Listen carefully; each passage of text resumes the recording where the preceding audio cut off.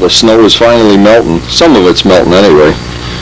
We spent the whole Saturday afternoon cleaning up the shop and getting ready for what I hope is going to be another exciting week. We've just been having one project after another come in and go out. Midgley, some of the other things Dave's working on are working out real well. We got some parts from Rich Oliver for the B25, update the motors. Got a lot of stuff to work on this week.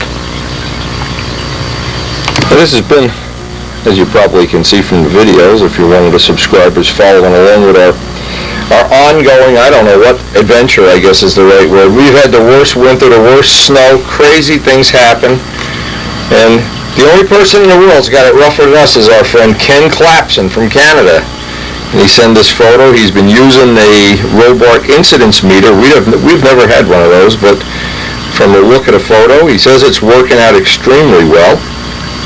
It's a picture of his Brodak Cardinal with the built-up body from Elliott Scott plans. One of the planes he's real excited about. And I'm just reading captions as we go. Now he did a very smart thing. He's making up a place on here. He's going to use a carbon fiber tank, but he's leaving plenty of room for the tank shimming. Now that's always a good idea if you're using a 4-stroke. And of course we had Bob Zambelli here a couple of days ago, and Frank Finelli. It was well, one of the things we were talking about extensively is the 4-strokes, that's for sure. Some of the little tips that Brad Walker has written, and of course what Bob Zambelli has contributed back to the program.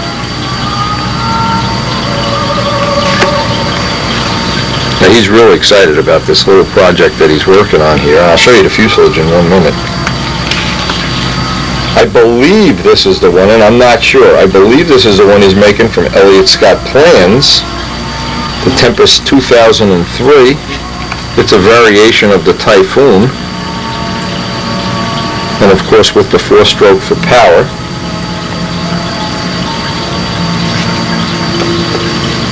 It's got plug-in wings. Now this is similar to how Paul Walker built his P-51. Carbon fiber spars are quarter inch round. He still has to put the wingtips on the Tempest. Now it's funny, when I speak to Ken often on the phone, and we compare notes, who has the worst winters, the most snow, he's one of the few people, like Rich Oliver calls, oh, it's 70 degrees in Houston, we're all going flying. But when Ken calls, he's buried under 2,000 inches of snow or something. Anyway, I'm just reading off the, he left the cowl holes open so he could use other power plants, but I have a feeling he's going to be happy as can be with his Sato in there. I was happy with mine in the Typhoon, of course.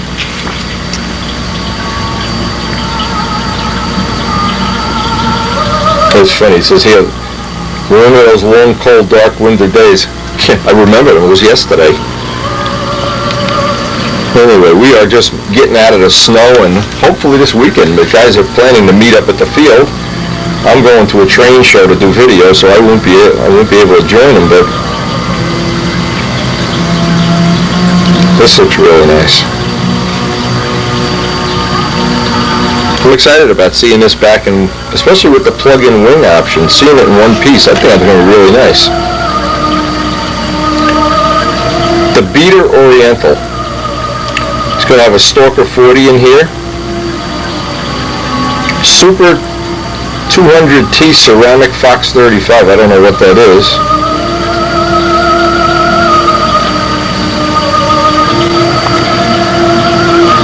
Anyway, check out the videos. Kenny, you got to buy more videos. I see there's room up there for 1 or 2 more videos. Anyway, anybody who doesn't have it probably isn't more than once a week I hear from somebody who's just starting or has started a video library and is just getting into the enjoyment of watching videos from all the people who make them, including Bob Hunt, Al Rabe, and I don't know, there's probably other people making videos. Rich Oliver's been planning to make videos for a long time. Anyway, always good information on all of them. I would suggest you have a video library with every video you can get your hands on. You never go wrong. Back to the shop. Oh, there's one more thing came in today's mail. know, I was shocked. This is from Dave Midgley, and I guess it was he spent a week here, a better part of a week with his dad. I'm assuming this is a token of thanks. He sent me this is a Mike's Train House O-scale crane car with the 3 hooks. And we'll certainly find a place on our layout for that. We've been working on the layout a couple hours each night, and somewhere later on in the video I'll document some of the little things we've worked on. We're also developing, and very soon we'll have a website with, we've got 4 videos so far relating on train railroad construction things, including building of an ice house, which looks like it's going to be complementing the ongoing series of windy airplane videos. And we really want to thank Dave and Woody, and look forward to seeing how that project's coming out. I've heard a lot of good things. This is really a nice car, by the way. Mike's Train House stuff is just fabulous. If you look real close at the detail on some of this, you look at the detail, and this operates, by the way. There's a little, to see in there, they'll give you a little lever, and what you do is you insert the lever, and you can raise and lower the boom. Whoops. Anyway, a real nice addition to the layout. This is kind of cool.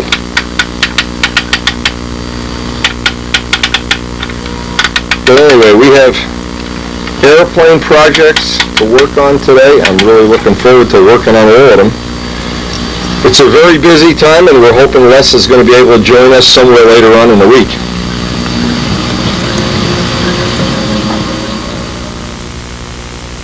Now, you will not believe this. You will just not believe it. We had a snowstorm the other day. You can see the snow is still here.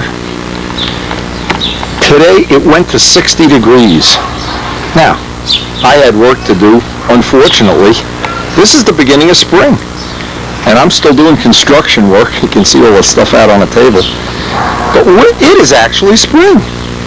Now, when I got up this morning, I had 6 or 7 people, Mikey and Rich Jackson, well, we're all going to flying field. Oh, come on down to flying field. Well, you know, I'm not ready yet. And I wanted to put this on the video. This is something that I think is really important. And I've made a mistake in the past many times. Many times I've fallen for the same old trick. Is that first day of spring, you can hear the birds chirping and the squirrels eating peanuts and everything. But boy, oh boy, the first day of spring, you don't want to get too cute. There's not much ice left on the pond, and I hope within a couple of days we're going to be flying, but we always have that little preparation that goes into everything. Wonderful time, that first day of spring, the first day you actually could go flying. We're going to be missing the first day or two, but let me explain to you why we're not going flying today. My first impulse is, oh, it's beautiful out, Karen! Clean out the WinStar! Let's go fly the B-25. Grab the Typhoon, get the electric starter, charge up the Zetron batteries. Get Miss Ashley going. Oh my God, get the fuel, get everything. Well, you know, that's always, when you live in this part of the country, that's always your first impulse. But it's always, in my case, it's been fatal sometimes too. Let me explain. This is funny, and you think I'm making this up, but I'm not. I spent the whole day getting my equipment ready. Getting my batteries on charge, getting all my little batteries, all my Zetron batteries, all my tachometer batteries, put a new set of batteries in the tachometer, charge everything up. The reason is that there's been at least 4 or 5 times I can remember being so excited, racing to the field that first nice day. Mikey would call up, or Brian or somebody, race, throw the plane in a car. Oh my God, you have cabin fever. You get to the field, the battery's dead. And of course, the day your battery's dead is the day Mike's battery's dead. We've been at the field with 3 guys and nobody had a battery that could start an engine. That's a true story. We had to go to a hobby shop and buy a battery. Well, now you can see I go with 4 batteries, and sometimes that's not even enough. These batteries get used. But the beginning of the season, I like to spend the whole day getting my equipment ready and not skimping on that at all. Well, every year I do this just a little bit differently than the year before, but this case, we've had an extremely rough winter, and we haven't been to the flying field even once, so we have a lot of maintenance to do. Some of the hard lessons I've had to learn over the years, you start a season off Now, supposing you live in a part of the country where it's warm all year long, well, which is probably the majority of the country, you may be a little short on maintenance. Where we have in the beginning of every season, it's kind of a predetermined thing. Handle cables, when they're a year old, it's like tires with 40,000 miles. It's time not to have them fail in service. Let them fail when they're not in your handle. Very inexpensive maintenance. Now, it seems like it may be overkill to be making new lines every year, but when you do that, you never have that once every so many years that the lines fail and you lose the plane. This is relatively cheap maintenance. I call this very cheap maintenance. It also, when cables are a year old and they've sat in a damp cellar, or they've sat out in a van, or they sat in a garage, what tends to happen? They oxidize and corrode, and then they get sticky. So if you always start off a season with a nice brand new set of lines, a new cable, there's an advantage to doing this at the same time too, is you only need to reset the handle once and you're done for the season. Hopefully, if it's a plane that's already trimmed out. Well, these two things together really are the cheapest insurance package. Now, you can always use the old lines. That can be your spare lines if somebody steps on them or whatever, get you through a day. But to start a season off like we have now, a spring season, this is the best maintenance I can ever, in a million years, it's worth doing it. You see one person lose one plane, and you're convinced for life. This again, a lot of people, I've had people come over the house and I've explained to them, hey, yeah, we're going flying, yeah, but let me change the tubing before we even put fuel in the plane. Let me put a new fuel filter in the plane, assuming you're using a fuel filter. You know what? Another thing, really, really cheap maintenance, especially if you have an expensive engine or an engine that's been tuned and you're very happy with it. All you need is to have a piece of tubing, either crack or split, have a pinhole in it, or some, over the winter, if you keep the plane in a damp cellar or in a garage or whatever, what happens is the fuel filter tends to all clog up. And then you wind up with, halfway through the flight, a dead lean run, and you could damage an engine. Again, you look at all the maintenance, and I'm going to do this off camera because we have 3 planes I have to do it to. But look at every part of this, and what do you see? It's very cheap, and when you get to that flying field the first day, you have a real good shot at having a problem-free day instead of a nightmare. And how many people on the first day, you're emotionally involved because you haven't been to the field in a long time, you're very excited, everybody's flying, you get excited and you overlook one of these little things, and it winds up either costing you a lean run on a motor, or the worst scenario, if you're not going to replace these things, at least give it a double pull test before you fly. This is another funny thing. A lot of people, if you look at their models when they're a year or two old, you'll notice a couple of things right up by the nose where the fuel tubing is, the paint is deteriorating, the cowling, the paint's deteriorating. One of the things a lot of people are prone to do, the first flying day, well, grab the plane off the wall, don't even wipe the dust off, let's get to the flying field and fly. Well, I'd like to take today, and I'll spend probably the whole rest of the day, get a good coat of carnauba wax on the plane, put it on, take it off. Not spray wax, not Pledge, but real carnauba wax. It's worth it because the amount of hours you have in the finish.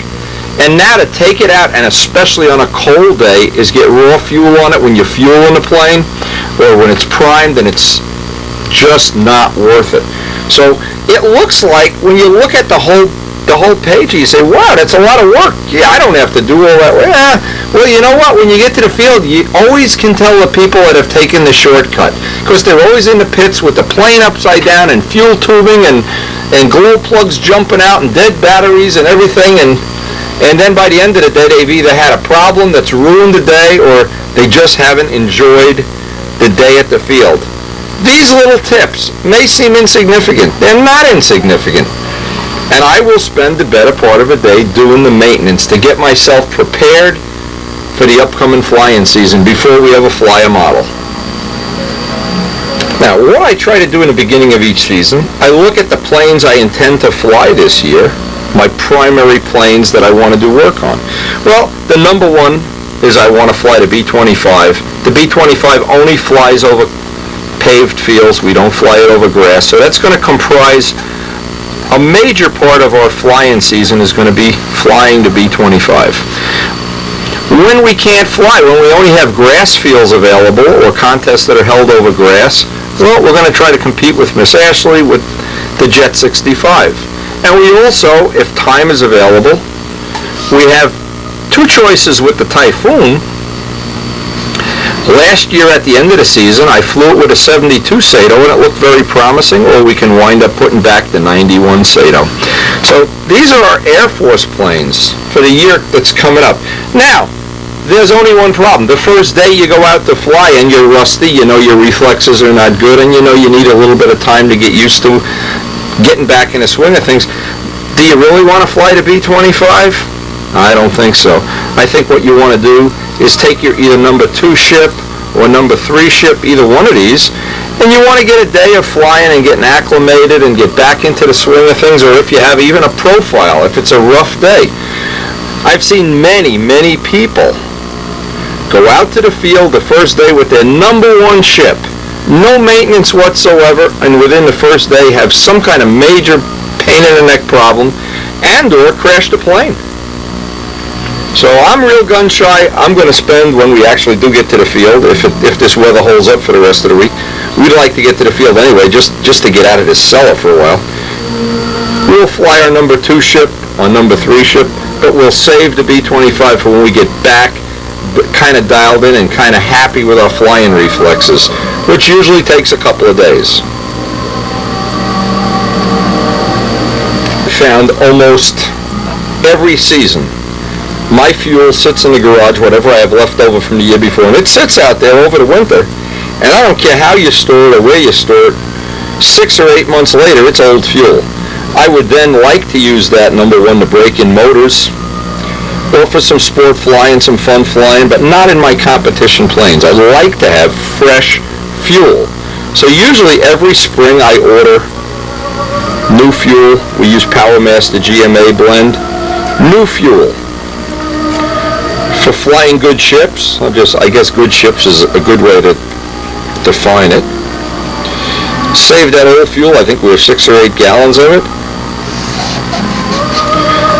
And that, how many people have I seen come out to the field with fuel that's a year old? It has that white cotton at the bottom. It gets in the fuel filter. You get a lean run. Then you can't start the engine. Everybody's looking at you because you're a pain in the neck. You're sitting out there using up the good air. Well, you know what? A real culprit, a real thing to consider is old fuel. Get a new gallon of fuel for that first day. Before we get to the field, we'll make sure we have some fresh fuel. We've already got fuel ordered for the season. We want to get everything. If you see what this is like, if you have this little scenario here, I think it helps your overall enjoyment of the world of model planes. Now, when I road raced motorcycles, we had a lot of weekend races where they had the amateur classes, privateer classes, whatever you want to call them, and at the same time, especially at Bridgehampton and Loudon, you would have the professional AMA racers racing on that 1 week apart, so we would get to watch each other practice, watch each other in the pits. And there were some clear things that the amateurs all had in common. They were never prepared, including me. Now you'd see some of the guys show up, and this is directly relates to the world of model aviation. You get to the field, I got to tighten this, I got to loosen this, I got to clean this, I got to take the wheel off, take the tire off, clean the but never prepared. That would be a real symptom of the amateur classes. As you work your way up the ranks, you'd have to be. You'd be more and more prepared. But we got to watch the AMA professional riders and their pit crews. Well, when they'd open the back of the truck, take out the bike, it was ready. They weren't in chaos trying to get things ready, and usually then they would make their tuning adjustments but they basically weren't running around like a chicken with their head cut off. And in the world of model aviation, you can almost always spot somebody that saved that evening of preparation as opposed to somebody who has done the maintenance. Now I know when we get to the field for the first time, it'll be pretty obvious who hasn't done the maintenance. When can you give me a glow plug? Wendy, can you give me a fuel filter? Wendy, you got any tubing with you? Wendy, you got a gallon of fuel? It's no different. Be ready, and it's that Hakuna Matata thing from The Lion King. Hakuna Matata. Be prepared. We'll be prepared for what? Be prepared. Believe me, it's worth the effort. Now, this came in today's mail from Bob Rogers, Highland, Illinois. And we always appreciate people that send us these. Oh, look at this B-25 Mitchell. I wonder what's going to be in here that'll be interesting. Now, we're always more than happy to add to our collection of B-25, or actually to any Real Bird memorabilia, because these pictures, every year that goes by, get harder and harder to get. The magazines get harder and harder to get. They really are worth saving and preserving. And the nice thing, once they're on video captured, you can share the videos. You can make copies. You know, a magazine is only a magazine. If you can't copy it and save it, well, if you lose the original, it's a loss. And over the years, many people, especially Spitfire, Seafire people, have contributed so much to our effort to document things. How many people have that whole set of Spitfire or Seafire videos and have shared them with 20, 30 people? It's just great. And I, for one, I don't have a real interest in things that are on TV lately. I think every year TV gets worse and worse and more boring and more unlike the life I've had. It's just a complete waste of time, all these reality shows. But I do enjoy reading, and I read every possible thing I can about the modeling projects I've worked on. And I find that to be very, very enjoyable.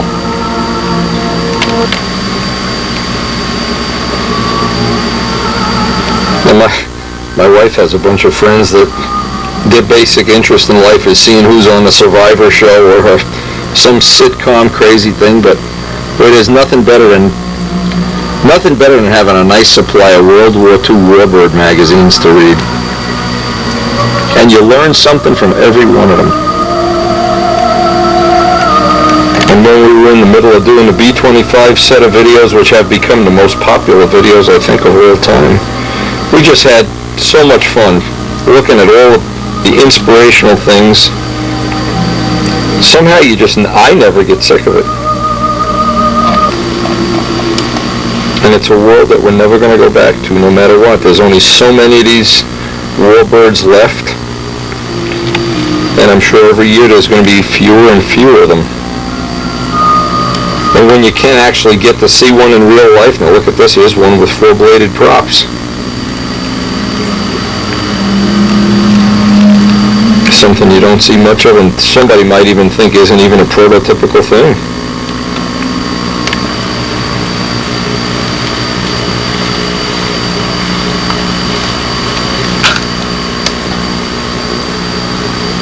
Well, the other thing is how making a semi-scale model, it forces you to learn more about the real world of aviation. And I think in learning about real airplanes, it just makes the world of modeling more enjoyable when you know why certain things are the way they are, how they evolved. And you realize that there was a time and a place when you could look up in the sky and see hundreds of them fly by. And now, to see one like we saw at the Essex County show, the air show, you'd see one and it stops a crowd.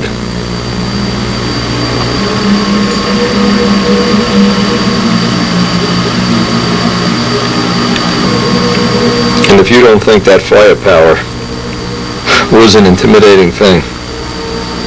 Yeah, one of the videos we have, they showed them test firing these guns on the ground. It was like they were just blowing buildings away. And I just love the profile of the B-25. When it's flying, even inverted, it has a really nice look.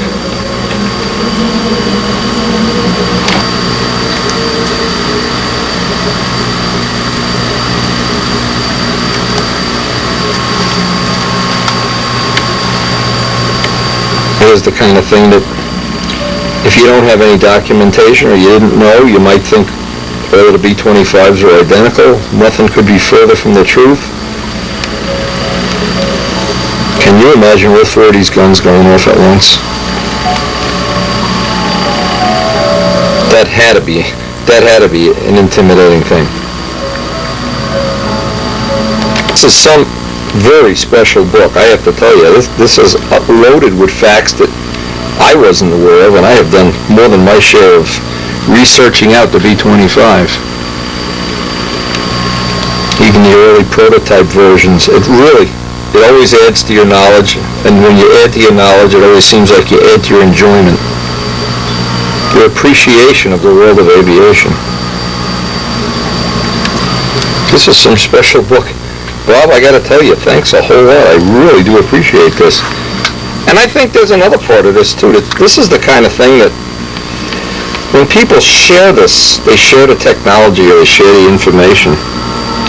I think that's part of what makes our sport so special.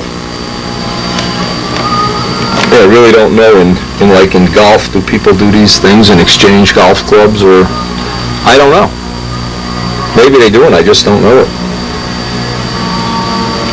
But believe me one thing, spring is in the air.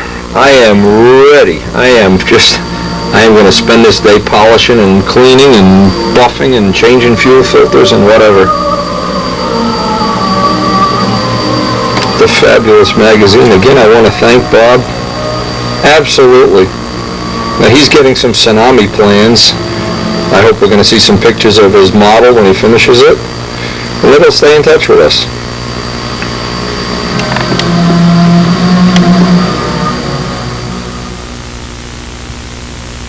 And I really hope with the weather breaking it won't be long and we'll be able to get back to that flying field. Boy, if you only knew how the cabin fever that I've had over this winter.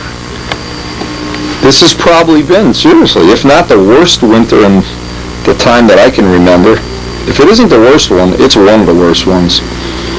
Well, having said that, off camera, I'm going to start pulling these planes down, get the maintenance done, so on the next available day, we will be able to meet the guys at the field for, hopefully, for a nice cup of coffee and a good day of flying.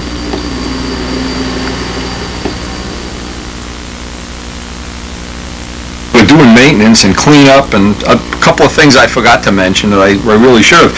If you're using a pipe engine, it's always a good time right in the beginning of the season, put a new zip tie and a new rubber coupler. They tend to deteriorate over the winter. Now, the reason I'm showing this is not funny. I'm laughing, but it's not funny. How many times I've seen people go to the field, and what they had done, I'm going to clean up the spinner while we're talking here. What they had done is not check that the spinner was tight. And what happens is you get to the field, hey, and you're under a lot of pressure. Everybody wants to fly that first day. And what happens is, but I'm just cleaning this up with Gorms. What happens is they flip the prop, the motor backfires because it's usually flooded and the battery's usually half dead. And what'll happen? That prop and spinner and nut and bolt, it makes like a hurricane of parts flying around. Well, I've fallen for that. We also have had Joe Adamusco sets the world's record. He got to the field with a new plane, and we have it on video twice. He'd be running a motor and a glow plug had come out. He never tightened the glow plug, so maybe I should check the glow plug that it's tight. Anyway, I like to do this maintenance. I like to do it in the shop. I like to try to cover as many bases as I can, because you think there's only 10 or 15 things can go wrong on that first spring day, and there aren't. There are 2,000 that can go wrong. Another thing too, on these using these Dave Brown and these really light wheels, they get flat spots on them. It's going to be time to order up some new wheels. B-25 especially, the wheels are just wear out so quickly. But if you think the maintenance is worth it, and I do, what you'll probably find out is somewhere down the road, everybody that you're flying with will be having, some of the people will be having problems or having something to do, or in my case, another thing I do is, I've already done it, is take the 2 or 3 of my favorite props and check that the pitch hasn't gone back to being the pitch that they originally came with, since all these are custom pitched for the Rojet 65. I also want to check in my spare parts box, because as I load the van, and from this point on I'll keep some of the stuff in the van, tools and stuff like that, I don't want to get to that last possible minute. And especially Rich and I fly, he'll usually call me or I'll call him at 7 o'clock in the morning when the air is still nice. At that point in time, my brain, tell you the truth, it isn't really working the rest of the day the way it used to.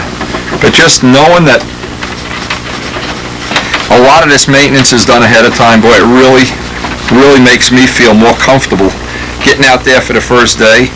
And as soon as we get acclimated and get dialed in the way we want to, hopefully, a couple days of flying, at least one day, get all our new lines and everything made up. And looking forward to the 2003 season like no other. We're going to be ready. I hope we're going to be ready.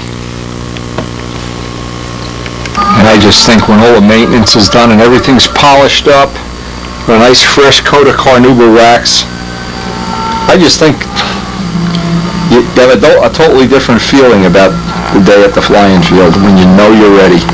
And you know you're not going to run into crazy things, zip ties cracking, things like that. And any combination of things, anything that can ruin a day at the flying field, it's just, if you can eliminate it at the shop, it's just worth it. And you think of all the work you put into putting a finish on a plane, and then to jeopardize it with raw fuel and no wax on that first day, and that's usually when it's the worst.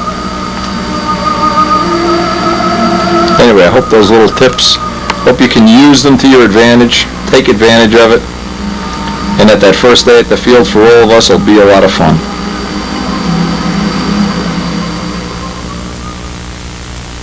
Today's mail, we got this from John Pothia's friend, Ken Davis, and we're watching, as we speak, we're watching it. Quite a nice video. I'll make myself a copy, of course, and return the original to him. Also, some of the newsletters that they do out there, really interesting stuff. Now, I had no idea. A lot of the stuff, of course, is for trolleys. Something else that intrigues the heck out of me. In fact, this looks like one of the trolleys I have a model of.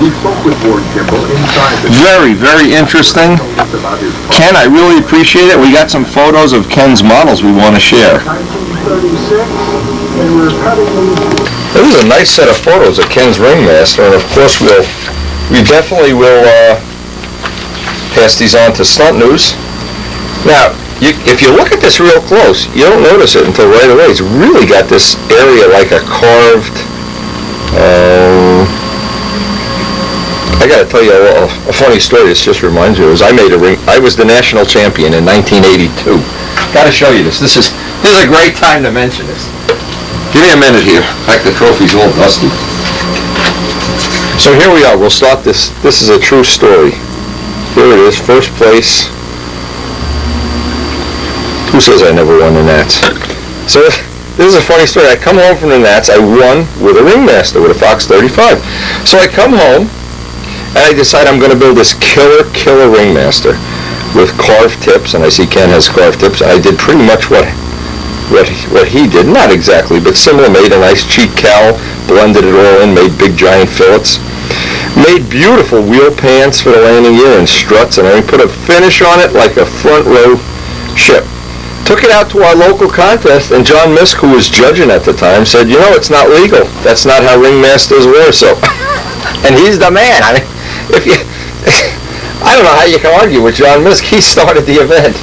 So anyway, but you know, obviously that's just a funny story that goes right along with these. When we go through these shows, they're really nice, and this looks like a really nicely made model. Another nice photo of a model, but yeah, it just brings back memories of, I guess. I thought it was funny at the time because I really didn't ruin my whole day. And by the way, you can't buy these paper towels silver. You have to spray a model over them to make them silver. Anyway, as we evolve through this, looks like a really nice finish on this. And Ken, I really want to thank you for sharing that video. I love railroad videos. Don't let anybody ever kid you about that. I have quite a collection, and what I'm going to do is I'm going to send some out to Ken to share with him. We have quite a collection of stuff, but I'll make a copy of his first. I'm sure they're not going to put me in jail or anything. The FBI won't come, and Tony Soprano will visit me. Anyway, really, really nice. I am totally impressed, and boy, I hope you're going to be back in the sport, the hobby, the event, and join us, and maybe even come out to the Nats. Ken, I'll send these pictures on to Stunt News, and we'll see if Tom publishes them. I'm sure he will. If not in the first month, sooner or later they'll be in there. And thanks for the loan of the video. That was great.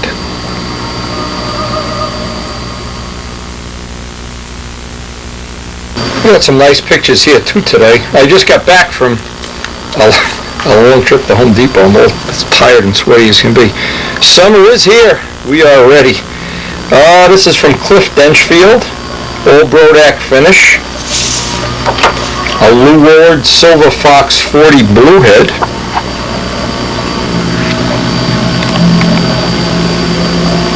Cliff has been checking out a lot of videos lately, so I expect nothing but perfection from him. Anyway, that looks real nice. And also some pictures we got today from Ruben McBride. And Ruben, hey, I'm impressed. This really came out nice. I knew all winter Ruben had been checking in with me to tell me how good this was coming out. We saw him at the banquet, and hey, he wasn't lying. Alan Brickhouse's design, a Brodak kit. The Legacy, Tiger 60. We'll probably be seeing this fly over the weekend if the weather stays as nice as it is. We have really had some nice weather, and I feel like I'm in prison down here working on the house and working on the business. Really nice photos. Ruben, good luck. We look forward to seeing that fly. And Rich Jacobone is closing. He's coming over to pick up some parts for his Stuka. We should be seeing that Stuka finished pretty soon too.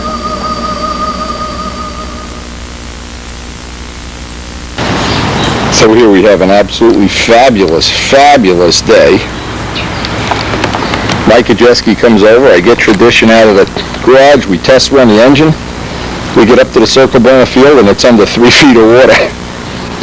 You couldn't get in there even with you'd need an amphibious vehicle. So what we did, we ran off the Palisade Park to see if all the snow was melted. And even though it's 65 degrees out here, there are still big piles of snow where we would be flying. So our first day at the field is a total write-off, and I'm glad I wasn't too sky high to go flying today. Anyway, it did give me a chance to get another run on this laser. We're going to see if that, as the weather breaks, if we're going to get some flights on that, or if it's going to turn out to be a reasonably good motor or not. One thing that's very interesting about running this engine, even running it in a driveway here, it's really nice and quiet and very, very friendly. Of course, it is on the heavy side. For a plane with a 10-inch nose, it makes for a relatively nose-heavy plane, but to start our season off, I think that's what we're going to do, especially if the weather stays terrible like it is. Anyway, luckily life is more than just model aviation at this point in time. And there's one more big train show before the year ends, before our season ends, and before our model airplane contest season starts. We're really looking forward to that, of course. It's coming soon.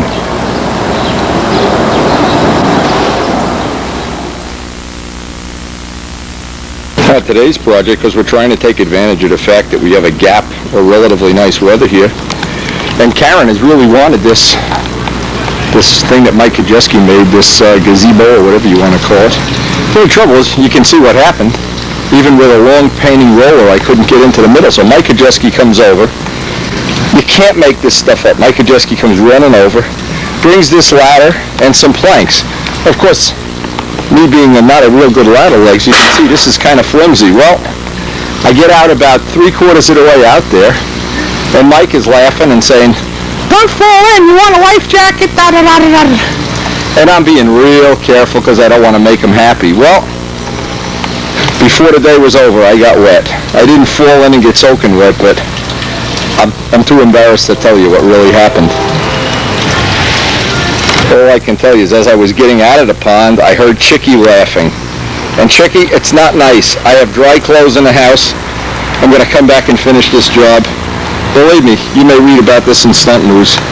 It's a lot harder painting this than painting an airplane. And we're dying to go flying. It's looking like another good week is good weather. Spring came so early this year. It's amazing. This is very unusual that we're really in the back end of March, and except for the fact the field's underwater. and we still have snow on our other field. People have been calling every day wanting to go flying, and I have this work to finish, and and I got to put dry clothes on.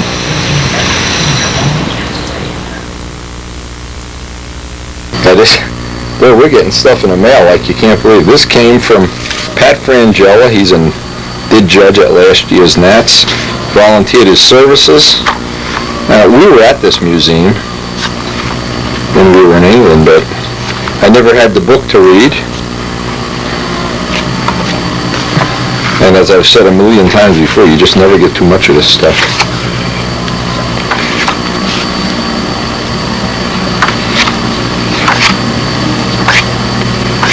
Anyway, you never get by anything in England without seeing either a Sea Fury, a Spitfire, a Mosquito, or a phone call. Hey, I think we'll answer the phone. That was Joe out of Musco on the phone, and Joe's going to try to make it up with his biplane for a Saturday session. Boy, I hope the weather holds. We've had some great swimming weather if you're in the mood for swimming in your pond. You know, I still smell like a fish. Anyway, for anybody who has never been to England, if you ever get to England, check out all the museums. Every one of them. They're just loaded with interesting things. We heard from, actually, while I'm looking at this, we heard from Ken Clapson, who's doing a Typhoon Tempest. And maybe even talk him into doing a little article for Stunt News. He's really closing in on having it done.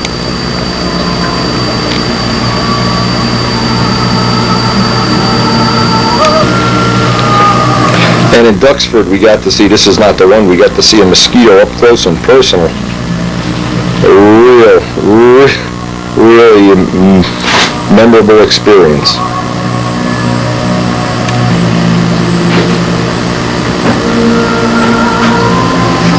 What museum would be complete without a B-25? This is an unbelievable photo. Look close at this photo. That is really, imagine doing a maintenance on 4 of these.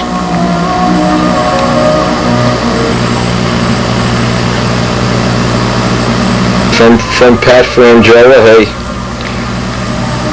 really appreciate anything we can have, especially if it has to do with British aviation. Even Chicky appreciated this. Thanks a lot, Pat.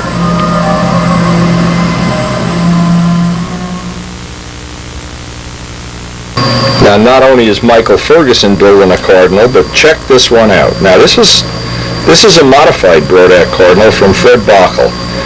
Check this out. Take a real close look at it. You'll notice it has a flying tail.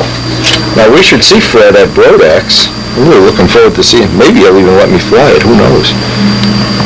The whole tail moves. It has a flying tail. Fred, of course, is the originator of the Expo crank, variable controls. And I would say anybody that's involved in wanting to come up with something pretty sophisticated here, they could contact Fred. He's in Pampa. We'll pass this on to Tom Morris, of course. This is all diagrams of the way he linked up the Expo crank into the elevators. Anyway, that's something I hope that Tom will publish in Stunt News. That's a very interesting piece. And boy, we just hope the weather holds for this weekend. Wow. Hope we get to see Joe, Mike Estella. I'm actually getting dry. Hard to believe it could happen to me. Anyway, thanks a lot, Fred.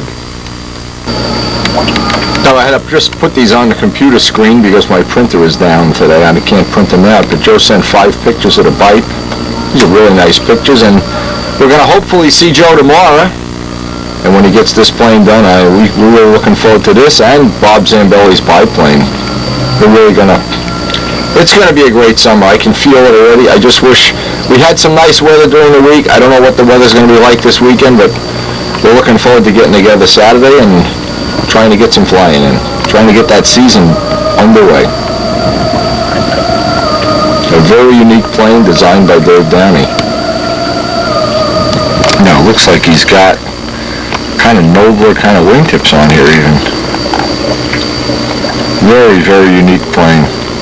And this is what's happening in the event that I see, is more and more people are getting away from the traditional things and kind of like a world of doing your own thing. Whether it's bombers or pipes. Very creative.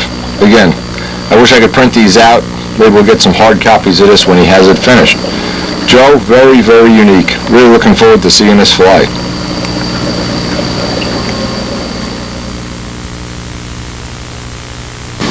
No, I'm not really quite sure. Probably Al Raby would be just my gut feeling. Who really gets the original credit for coming up with molded balsa shell technology and construction? But I know we've used it since 1995. We've used it on the Spitfires with Joe Adamusco and all the planes from then. It's an excellent technology, and we've made some upgrades over the years. Things that I'd like to just make people aware of, and how easy this is to do if you've never done this before. And we have several new subscribers this year. I wanted to show this at least once on this little set of tapes. If you remember back when we did the original, the Brodak Nobler, well, one of the things that is really, if you've ever built a Nobler or even a Cardinal, you know, making this piece of the plane, this piece right here, what I'll call a turtle deck, to carve this from one piece of wood is a lot of work. And let's face the fact, most of us, I mean, usually you would start with a block that big. You'd have to shape it from that shape to that shape, and then the biggest problem of all is you'd have to hollow it out. And most people, when they go to hollow it out, they usually go through, and it's very difficult to do for a lot of modelers. Now, it also takes a lot of time. Even if you're a highly skilled modeler and you can do this in your sleep, this is a couple evenings of work or a couple weekends or something. Well, what we did is when we made the original Nobler, we made a mold. We made what I'll call a plug, the front view of which was the shape of the canopy. Back view here just needed to have the end trim. Well, what this does, now we have several people this summer. They bought Nobler kits and they're looking forward to finishing them up. This is the time of year most people are getting ready to put the final touches on a plane.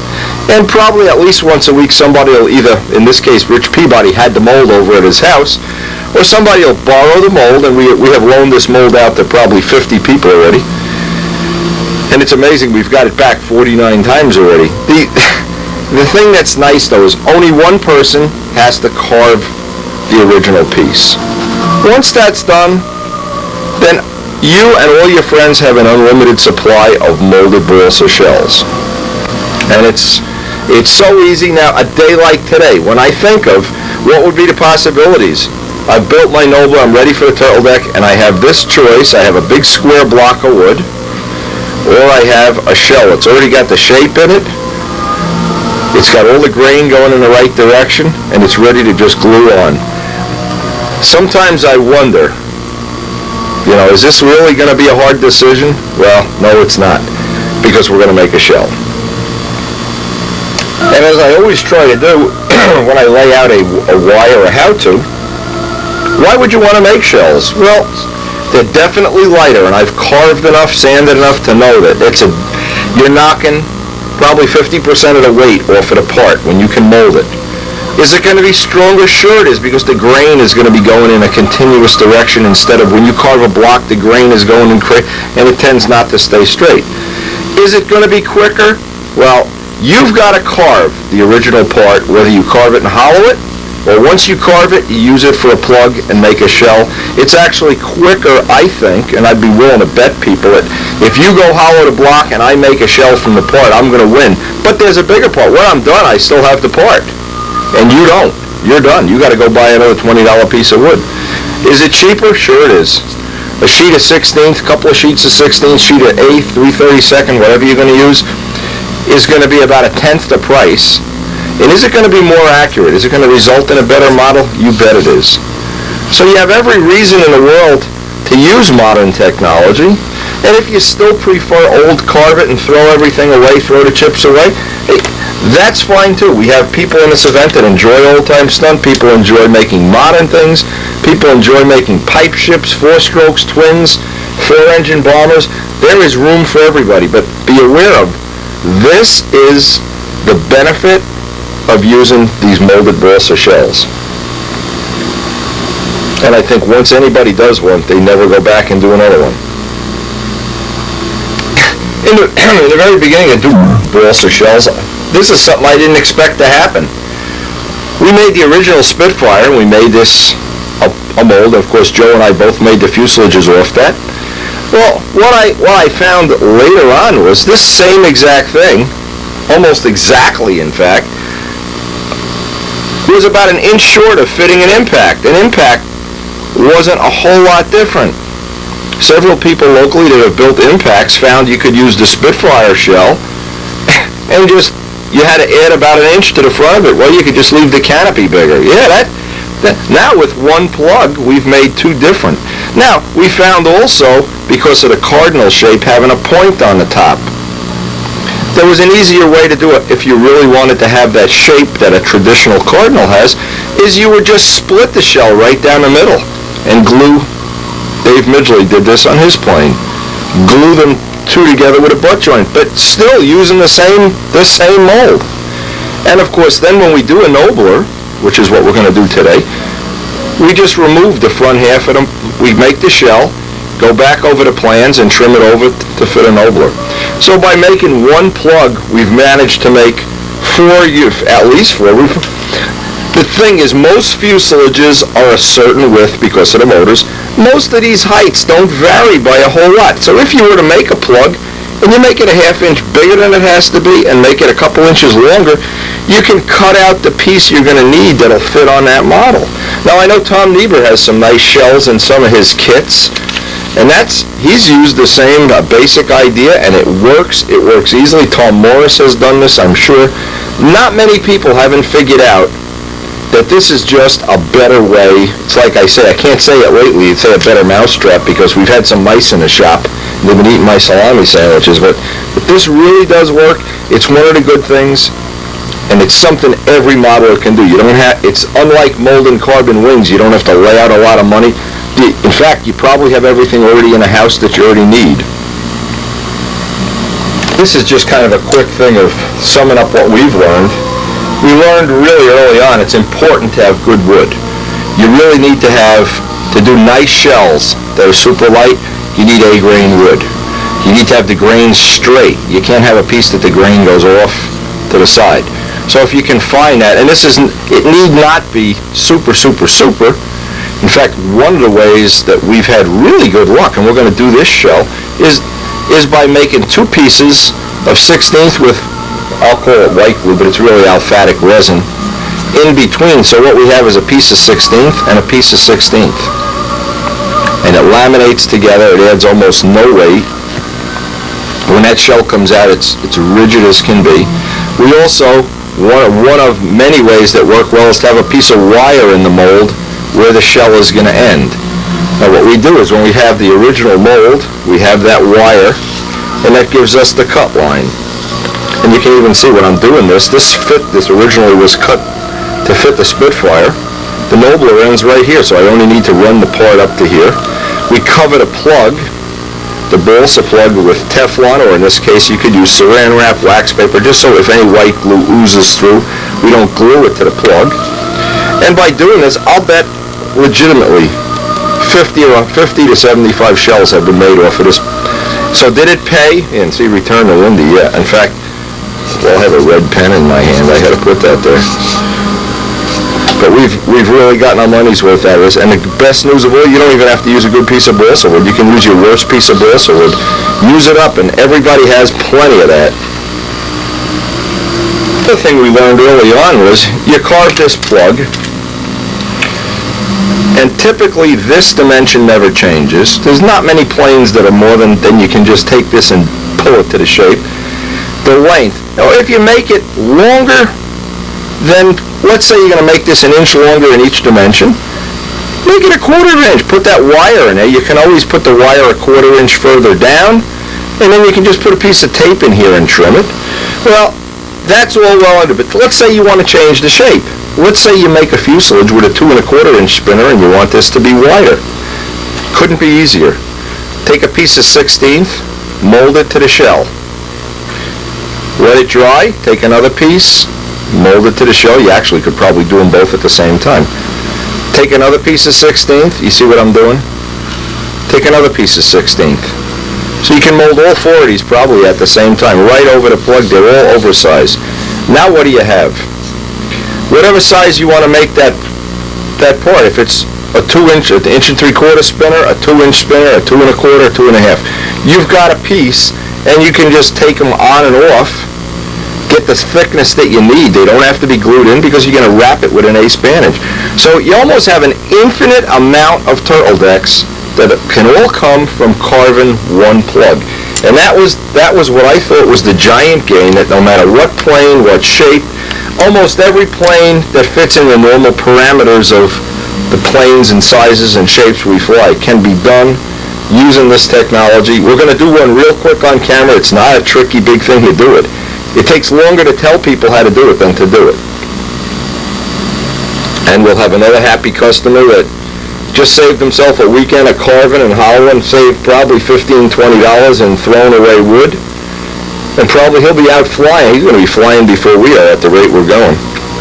Balsa shells, they work. Now what you really need to do a nobler back end turtle deck, you actually only need 1 sheet of 16. So I'm going to make this a tad oversized, just for the reason that this is as quick as it goes. It just doesn't get a whole lot quicker than this. I need to know the size of one shell. So what I need to do is just basically look at it in this dimension, make sure the sheet isn't too large in the back. I know I have to trim some. Let me just eyeball this up. Otherwise a big piece of this comes off the back. Now the reason for that is I don't want the ace bandage to, and I can do it this way. Well, we're still a little on the big side, but I can take a little more off. Again, this is not a real super accurate. I just would like to have a rough pattern. You can even do this with cardboard, by the way, if you don't want to cut up a piece of balsa. But you'll have a pattern. Now the pattern we can just kind of wrap. And I think we're going to need just a little bigger in the front. Yes, we are. So what I'm going to do is I'm going to add the 2 little triangles basically that I've cut off here up to the front. And I can cut them off. I can even use the pieces that I already have. And then I'm going to off camera make the 2 pieces. So each one will have the 2 little triangles on it. Now you could try to do it with 1 triangle. The only problem with that is you wind up with the grain kind of on an angle. And I just don't like that. So I'm going to glue the 2 little pieces on here. Make sure I have exactly enough. Yeah, that's why I marked this. In fact, I don't even have to make it. This will fit. Wow. Am I lucky? Amazing. Oh, I know why. Because it's only on a Spitfire or on an Impact that you need to put those little pieces up there. On a Noble, you don't even need to put them there. Fantastic. Okay, so we don't even need this piece. See how smart I am? I don't even know what I'm doing. So we'll make another piece of this up. And what I love about this whole operation is it goes quickly.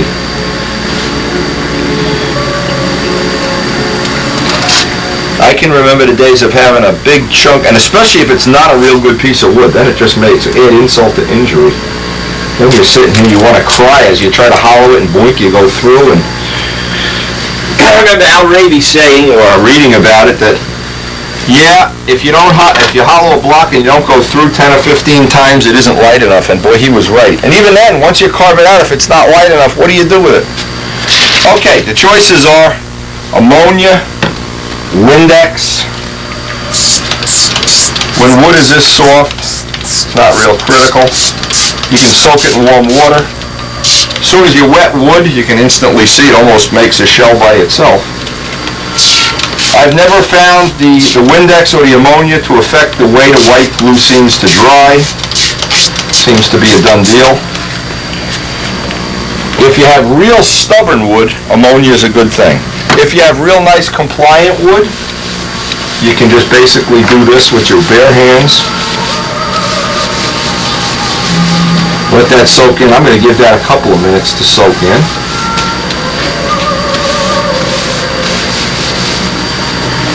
Don't even have to use any more ammonia, just take what drips off the table. I mean, one way to look at it is every hour you can save at the building board is another hour you can either build another plane, or be flying, or build your model railroad, or whatever. Now I just want to see how compliant this wood is going to be. It usually splits down at the back, but we've come to live with that. That's not really a factor we have to worry about.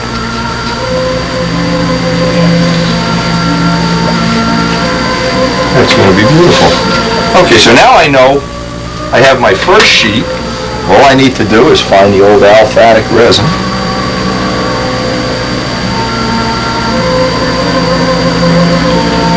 And this will be, people have used epoxy, put in carbon fiber mat, put in cloth. I go through the gamut of things that people have done. I don't think you can really appropriately use CA, although probably somebody could invent a way to do that. I want to spread the glue around a little bit.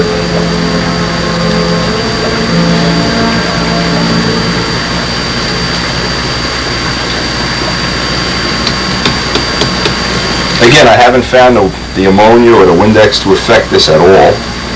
Put this piece right on there. I don't want to press it down yet. What I want to do is put it over the mold and press it from the center out. You see what I'm doing? That's the kind of a little trick there. A little extra that stays on there. Now I can line up the front, line up the back if necessary. Get my ace bandage.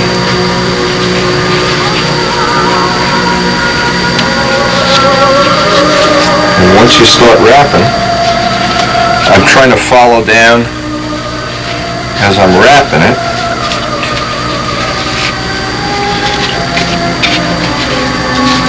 Now as I get to the end, if I see it's too large or it's going off to one side, I can just adjust it. Hey, get off the table.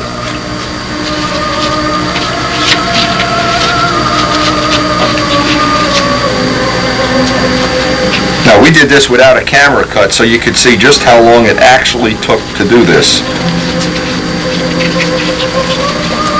Now I believe we don't have the heat on in the house anymore, but if I had the heat on, I'd put this up by a heating vent, or if, in the case of today, I'll go put it out on the front dashboard of the minivan where it seems to, it cooks real well out there.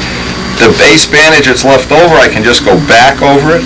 This doesn't need to be really super tight. In fact, I've seen Al Raby do this with bed sheets. Seems to work just as good. You just need a minimum of pressure, and the ace bandage lets it breathe a little bit. When we come back a day or two from today and pull this out, we should in essence have a nicely molded part. Get to the end, wrap it all the way up to the end. You either put a piece of tape here, or we just happen to have some of this great Home Depot tape. And in a couple of days, we're going to have a day even, we're going to have a shell. How much work is that relative to carving? Wow, I don't even want to think about it. That's done. It's a done deal. We're ready to go flying. Ever since I've been using this technology, it's become a permanent part of my modeling way of life.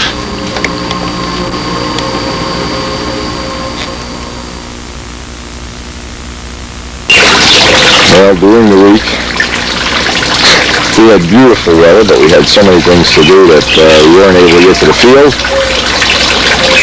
We did get our pond finished. We have our roof, our area that'll be hopefully covered with wisteria pretty soon. And Joe Adamusco gave me a call this morning, and he is on his way from Philly. We're going to try to get a fly-in day in. They said it was going to rain this afternoon. Sure looks like it might rain. You can hear the birds. Boy, that's beautiful. This time of year, you never know if you're going to get any flying weather, but we're sure going to try. We are really itching to go flying. It's been a long winter. We've worked through a lot of delays, medical problems, being sick. I'm not sure I'm totally better yet, but I don't know about anybody and anywhere else in the country, but it's a wonderful time to be alive. I can hear those birds chirping, hear the waterfall in the morning, sit out here and have my coffee, and think about the flying season that's coming up. And it's coming up very soon. Think of Brodax, all the things we want to do this summer.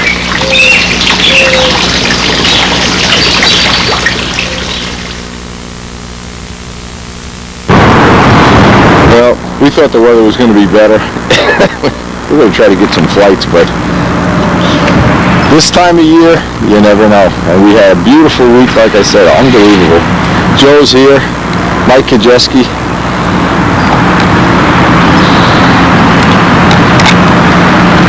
It's just good to be out at the field, socialize a little bit, hang out a little bit. We'll probably wind up later if it rains up at the diner.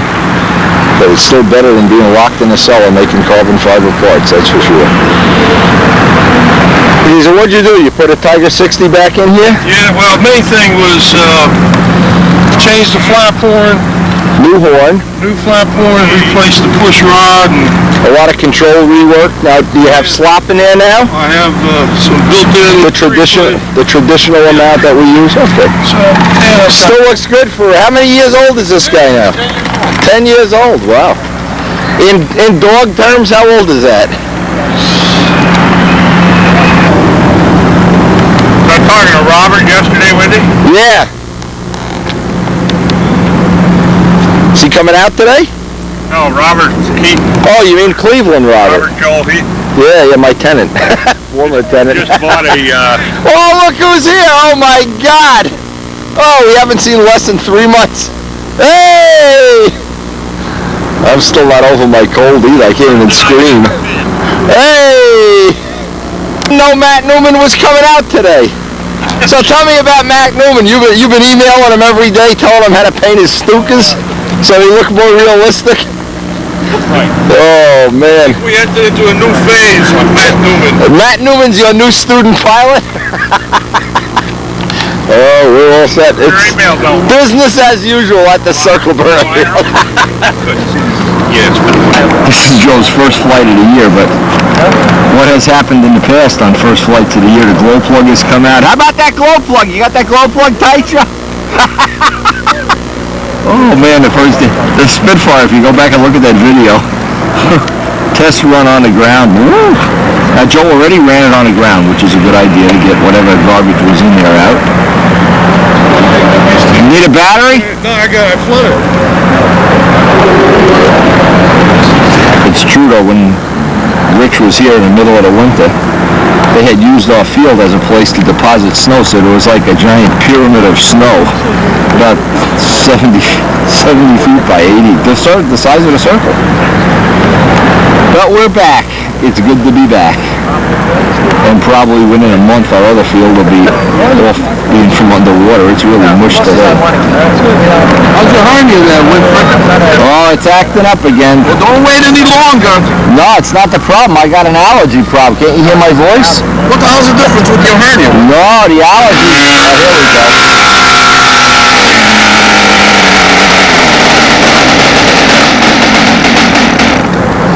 What's that to do with your hernia? Well, here we are. The 2003 flying season has begun. We're ready. I think today is opening day of baseball season, but I'm not even sure.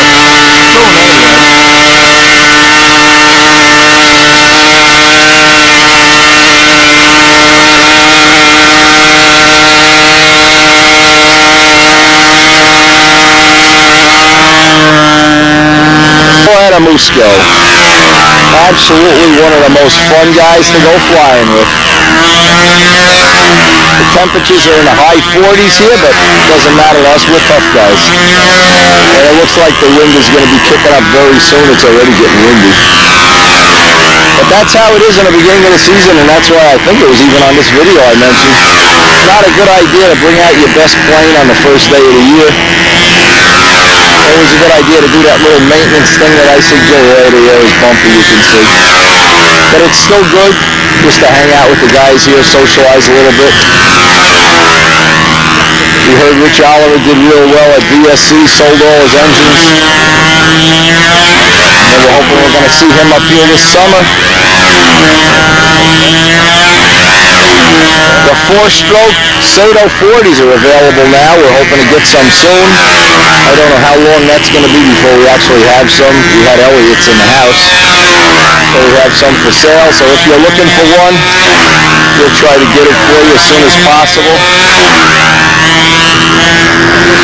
Rich Oliver's working on some new pipe mandrels for a different pipe design, so we'll have a bent pipe and a straight pipe. And I think Mike Kajeski brought his plane. So even though the air is so promising, it's just good to be out at the field. Now I'm sure if you live in a part of the country where you fly all year long, this is not a significant day. It's like a baseball season with no opening day. Well, for us, opening day is always a lot of fun. And it's always, boy, that feeling of just getting out of that cellar. Getting away from those gallon cans of epoxy.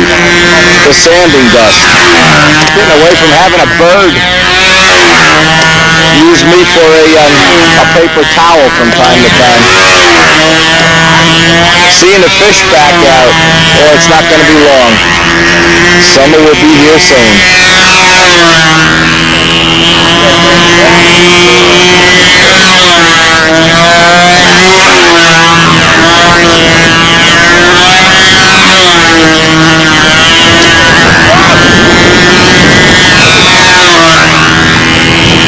Every one of us in the club has had some medical thing to deal with this winter, and I hope we're all going to be healthy for this summer. Boy, that's going to be a major thing if we can all get healthy. It'll be very nice.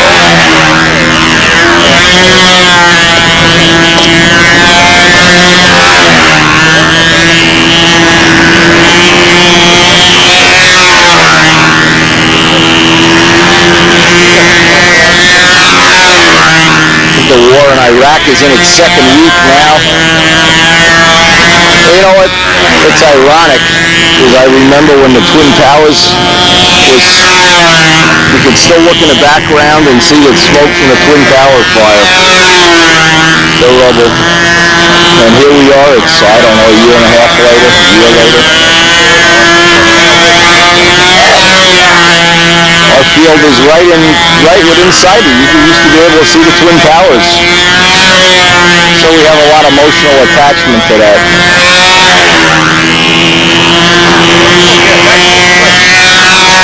Just some of the events of the day. Opening day baseball season.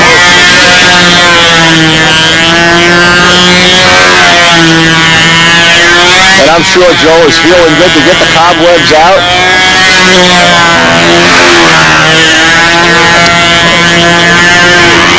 Joe Adamushko.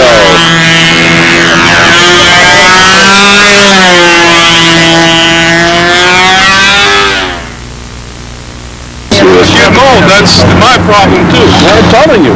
Joe, how many more years before you retire? Come on. I should have been retired for 6 months already. Oh! Don't even say that. Oh, man. Probably going to have to squeeze out another 2. We're going to retire together. 2 more months or 2 more years. But I'm just... Now, is there a way you can retire and keep Sue working full-time? Well, yeah. That's my plan. Ain't going to work, though. Well, I got to wait 2 years. Karen's thinking about her retiring and keeping me working in Home Depot or something. Rich, come on, man. Come on, Rich, fly. What do you mean? You don't have to do anything. Just sit it. 10 years you ain't getting every place, huh? Yeah, you know what? You can't get them anywhere anymore. Try going everywhere. I got some, Rich. Of course, I'm going to charge you 10 times the normal price, but... Don't you always do? Well, no, usually it's 6 times the price. It's because I know you have a lot of money. I bought a mount. You can afford to hire Mike Kajeski to work on your house. I can't do that.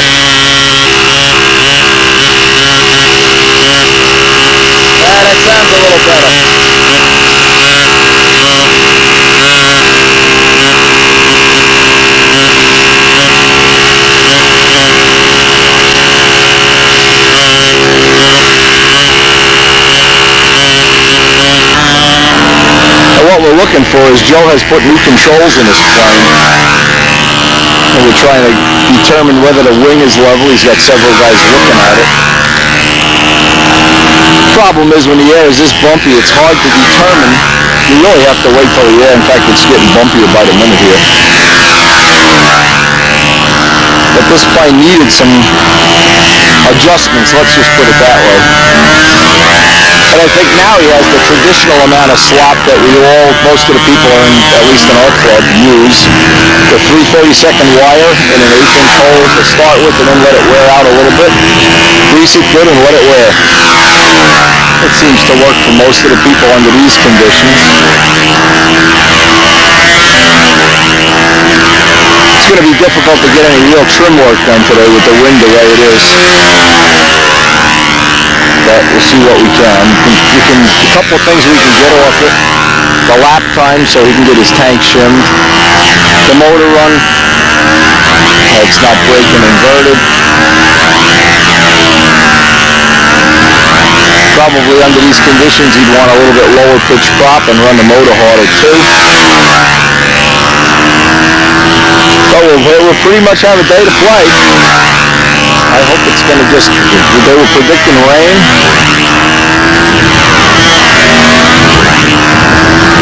Now, I've flown this plane. This is a good flying plane. Even with the old controls that were, I would say, out of spec would be the best way to describe it. And once Joe gets familiar with it, gets a handle set. I think he had Mike fly the plane last time, too. Before he replaced the controls. Now we got a little bit of a motor run going there, but I think a little lower pitch. Go in on the needle a little bit, lower the pitch. We'll be able to fly out today.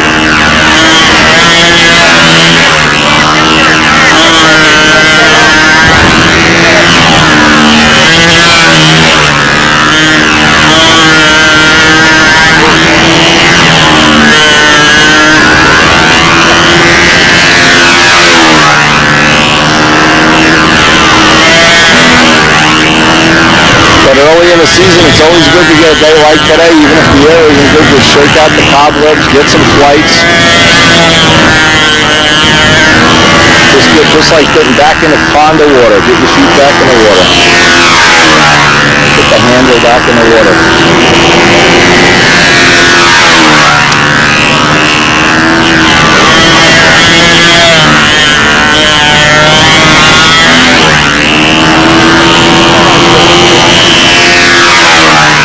We're actually only a month away from our first contest. The first contest is going to be real early this year, so we're going to try to get some flying during the week if the weather's appropriate, but you never can tell. Very unpredictable this time of year. But still unpredictable is better than being locked in a cellar. That's for sure.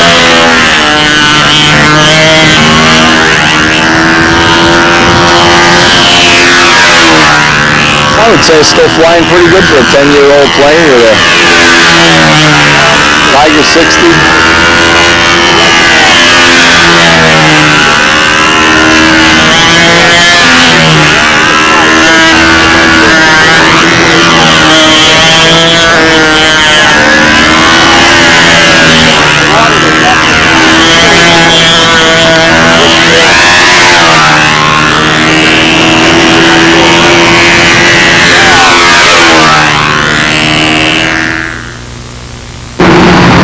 I haven't seen progress on Rich's other Stuka, the one we made the big fiberglass cowl for, so maybe when the session's over we'll go up to the bunker and pay a surprise visit to the other, what's now known as the other Stuka.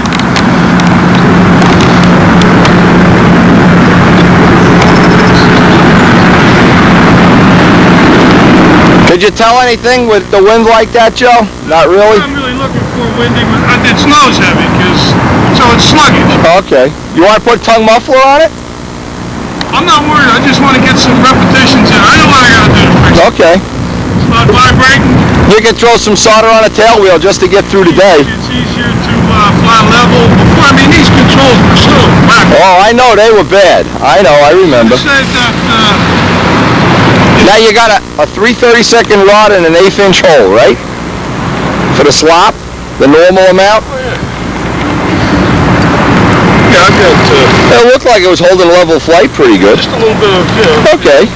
And that'll wear in very quickly. before it windy. I had Yeah, before you had an inch of play and it flaps, I know. you know, and it was, Yeah, that what was... you ended up doing is you were saying, okay, I know this, you were trying to anticipate me. Right. I'll get this going. Right. No. In there, I got later mufflers, I'll change the handle spacing. I would dive right into the other muffler, get the tongue muffler on there, and I'm just happy to be outside, man. I mean, that's the feeling I have. Just happy to be out of the bunker. Out where the sun is shining, or was shining. An old familiar friend.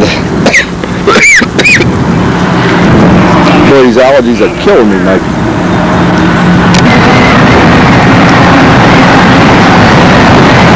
Oh, yeah. you know, this is just, But it's still better to be here than be down in the house. I don't think I can take one more day of loading those. this Tiger 60 back there.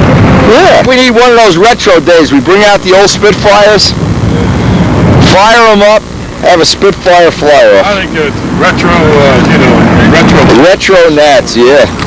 I think that'd be a lot of fun. Mike, that thing is extremely lightweight. Was it 60 ounces, maybe? I don't know. What is it, Chief? I don't know. I don't know. Did we wait? It's a good flying plane. I've flown it. It flies real well. See all that stuff?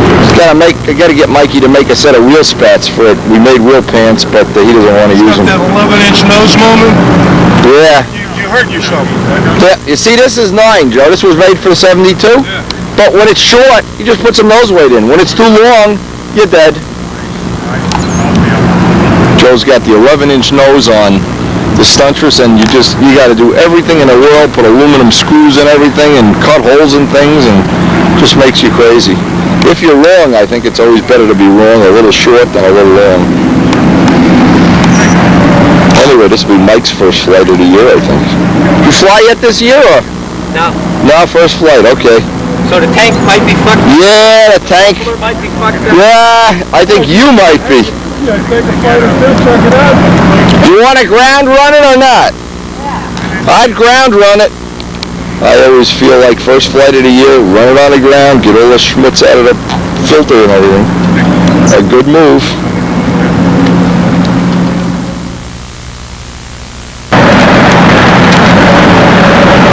This is the original plane that we made what now is the Cardinal cowl mold from. We've made many of those. And we still have the plug. And our turtle deck is drying back at the house. Should have a turtle deck by tonight.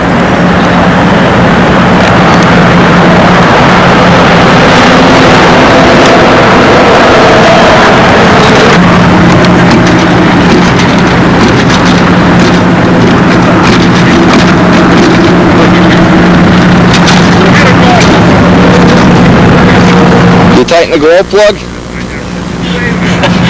You're among people who have had the glow plug come out in the middle of the first run of the year.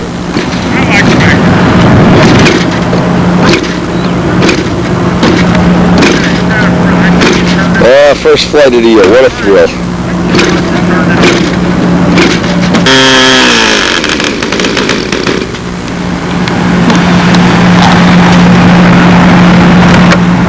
Been there before, done that. Leave the battery on for a minute. It's still cold, Mike.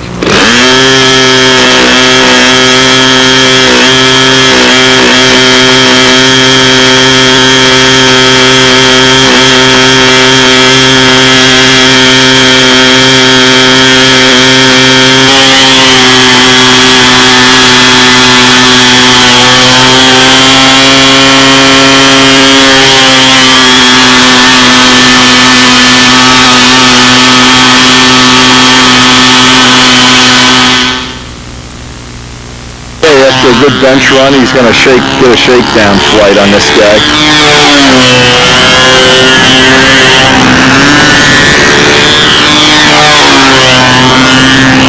Actually, one of the few things we could have accomplished today, we are. Everybody's getting some shakedown flights and some just get a flights. Nothing too cute. Seems like the motor running nice here.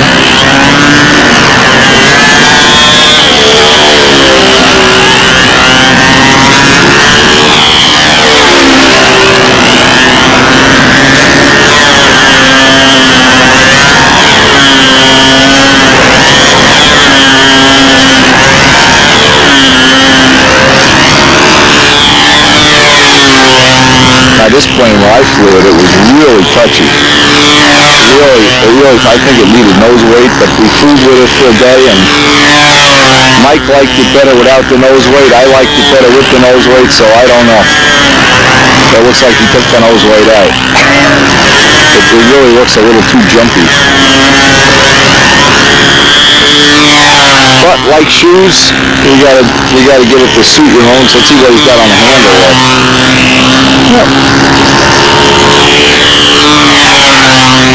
Mike Kajeski, first flight of the year. The tongue muffler now. Yeah, it made a turn better. I think the engine. Well, it's less restrictive than a barrel muffler. Now I got to fly Mike's plane, and Mike is pretty excited, seeing one of those windy world-class first flight patterns.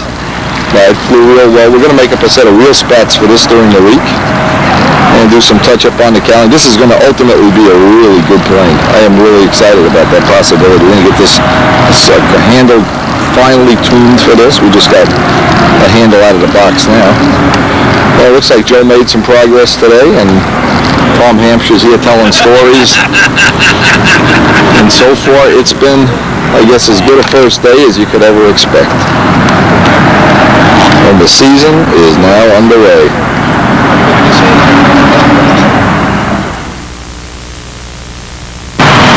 It's funny how you don't cut and sand Balsa, and this is the first shot. Yeah, these don't show up well on my computer screen. I could barely see them. Oh, that looks nice, Joe. Now Downey did the whole. Give me the whole scoop on this. Downey did this. All right, here's the long story. Give me the long and the short of it. Pete Whiting bought a set of Tom Dixon's 38 special plans. Okay. He was all excited about, oh, gee, my goodness, I want to build this. So I looked at the plans, and he said, well, what do you think? Is there any way that it might be improved a little bit? He asked me to go to Dave Downey with the Dixon plans. So I did. Dave took one look at him and shook his head. He said, there's not enough airflow, not enough wing. Right. So, just like he did with the V25. So he designed one correctly. This has a 42-inch span, 22% airflow, had the right separation layer. How much area? 538 square. Oh, okay, so it's decent size. And it's very, I sent you the drawing on it. What are you going to put for a motor? 4-stroke? I could go with a Sato 30, 40. I can go with the 40 is out on the market already. I could go with a Tiger 46, a Magnum. Yeah. Any kind of, because I use the kind of mouse that you could. The clamps? You could put anything you want to in it. Yeah. The way that this airplane right there, without any paint motor and all that, with those wheels and pants and all, it's only 20 ounces. It's going to be really too heavy. You better give it to Mike. I'm going to do a first-class paint job on this. But the silver worked good, and I was curious to see how the bread I could. I like the tips. The only thing on my computer screen, everything's too dark. Yeah. It's an old computer. But that was the only way I could send it. Because what you had to do was to scan these. But what kind of a trim scheme are you going to put on it? Like stars? Backwards to the 50s, where they used to do tips with all them ribs and that shit. Yeah. Not for me. I like blocks. But it was that look. And it was one way of making it light. Now the fuselage on this is not a slab piece of wood. It's a built-up geodetic. Go to the next picture. Let me see the next picture. Geodetic structure frame, and it's sheeted. Dave calculated everything on this, and it was my job to just build it exactly the way he had it drawn, and it came out pretty good here. So I'm going to paint it. It's going to have a nice. What color are you going to make it? This, it looks like Chuck Holsapple's biplane. Actually, if you look at this view, it's a. I bet it's a Christian Eagle.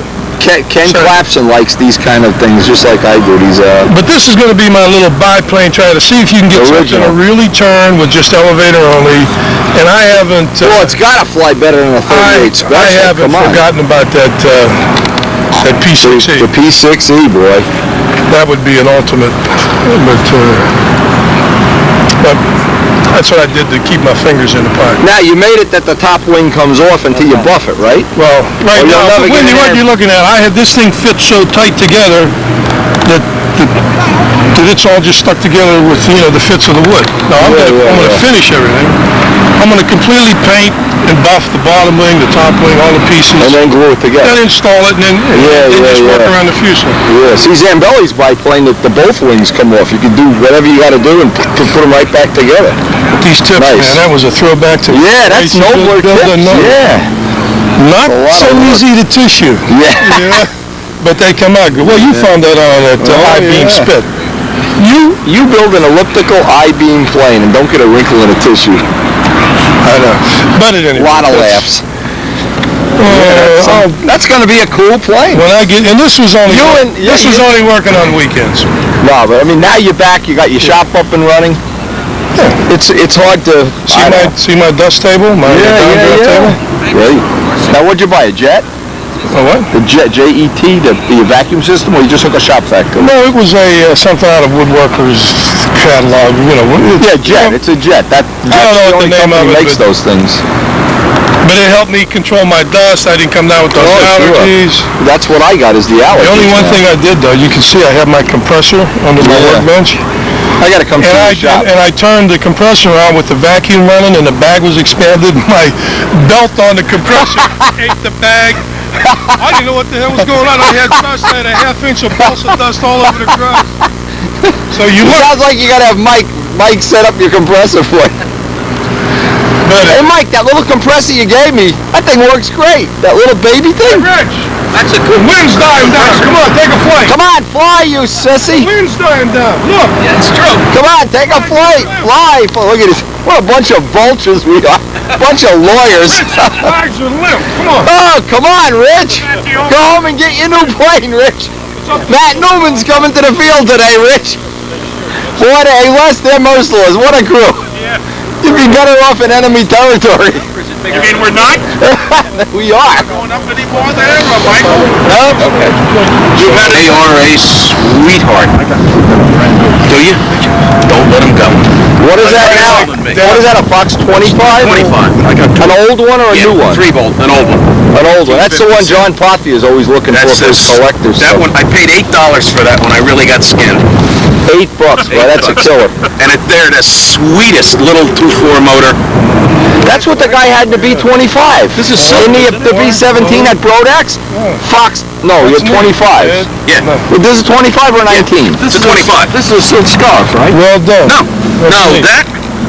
No, that's actually your underwear. No, I did. His underwear doesn't have the same. I got some nicotine stains over here. Yeah, I know you do. Very nice, very nice. This is nice. What kind of stuff is nice job. Checkers I silk. forget. They used to It's sell that. what I did. Benedetti probably did that checkerboard thing for him. I want him on a lie detector for this. They use Checkerboard in the cockpit. It's Yeah, that's... when I can do a piece that big, but when it comes to getting it on the entire Yeah, you get out to the wingtip. no, you get the entire wing and you think you got it perfect, and then you look at Doug's stuff and it's a little straighter, and then you turn it over And they match. and you realize, oh, the top matches the bottom. Yeah, and where they come together in the front, it's red, black, red, black. Unbelievable, Les. I mean, it just. I think he cheats. Fool around with silk. Nobody lays it down like Uncle Doug. I think he cheats. He's got a secret thing he's not sharing with us. Yeah. His stuff is just off the scale. This is, it's cute and it's fun. Must weigh 12 and a half ounces. 20. Well, that's what your bipe's going to be like this, Joe. That's what mine weighs when I'm finishing. And if you would change the wheels, then get some kind of wheels.